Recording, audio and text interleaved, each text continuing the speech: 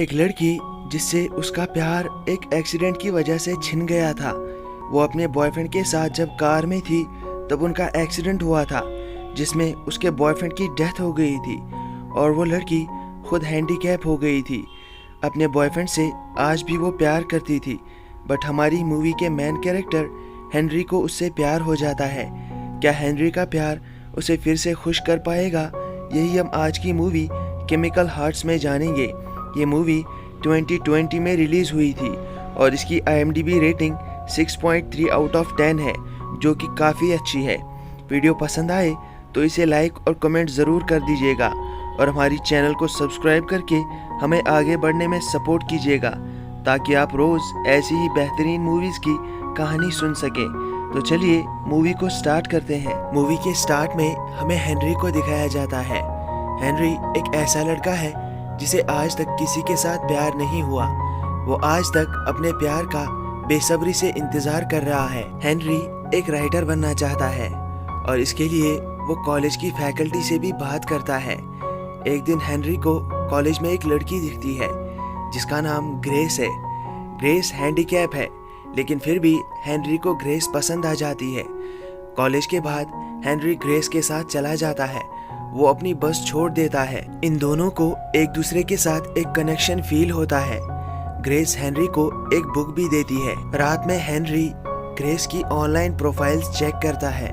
वो उसके बारे में सब कुछ पता कर लेता है और बाद में वो ग्रेस की बुक पढ़ते पढ़ते ही सो जाता है। अब धीरे धीरे हेनरी और ग्रेस एक दूसरे के करीब आने लगते हैं। वो दोनों एक दूसरे के साथ कंफर्टेबल हो जाते हैं।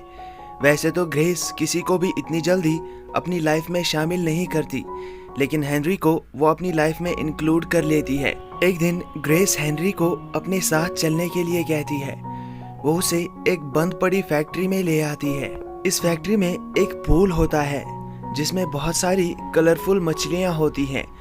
कुछ देर बाद ग्रेस और हेनरी दोनों उस पूल में चले जाते हैं। ये दोनों इस मोमेंट को बहुत एंजॉय करते हैं। अब ज्यादातर टाइम हेनरी ग्रेस के साथ बिताने लगता है और धीरे धीरे करके उसका ग्रेस के लिए प्यार और भी बढ़ता चला जाता है। एक दिन ग्रेस कहीं जा रही थी। हेनरी उसे फॉलो करता है। वो देखता है कि ग्रेस एक कब्रिस्तान में आ गई है, जहाँ पर वो एक कब्र के सामने खड़ी हो जाती है।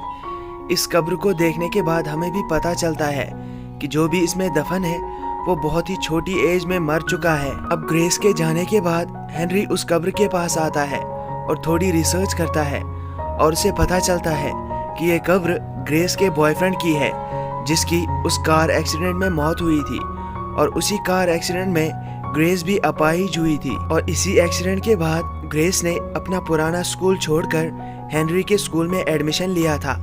अब रात में हेनरी देखता है कि ग्रेस दौड़ने की कोशिश कर रही है, लेकिन वो बार बार नाकाम हो जाती है और फिर रोने लगती है। ये सब कुछ देखकर हेनरी के दिल में ग्रेस के लिए प्यार और भी बढ़ जाता है और अब धीरे धीरे करके ग्रेस भी हेनरी के साथ घुलने लगी है।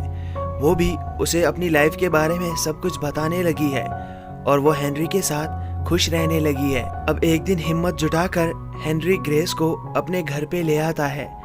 उसके घर वाले ग्रेस को देखकर ज्यादा खुश नहीं होते। ग्रेस हैंडीकैप्ड थी, इसीलिए वो उन्हें पसंद नहीं आती, लेकिन ग्रेस के सामने वो ऐसा प्रिटेंड करते हैं कि जैसे ग्रेस उन्हें बहुत पसंद आई है। उनसे मिलाने के बाद हेनरी ग्रेस को अपना कमरा भी दिखाता है। वहीं पर ग्रेस हेनरी से कहती है कि तुम बहुत अच्छे लड़के हो और इसके बाद वो हेनरी को किस भी करती है। अब अगले दिन वो दोनों एक हैलोवीन पार्टी में आते हैं जहाँ पर वो दोनों साथ में डांस करते हैं और इसके बाद ग्रेस और हेनरी एक कमरे में चले जाते हैं जहाँ पर वो बहुत देर तक बातें करते हैं और इसके बाद वो दोनों इंटीमेट भी हो जाते हैं। अब ग्रेस और हेनरी एक दूसरे के करीब आ गए थे, लेकिन अभी भी कहीं ना कहीं ग्रेस बहुत ही कंफ्यूज लगती थी। तभी वो एक दिन हेनरी से कहती है कि सबको लगता है जवानी जिंदगी का एक खूबसूरत पड़ाव है, जबकि बात एकदम उल्टी है।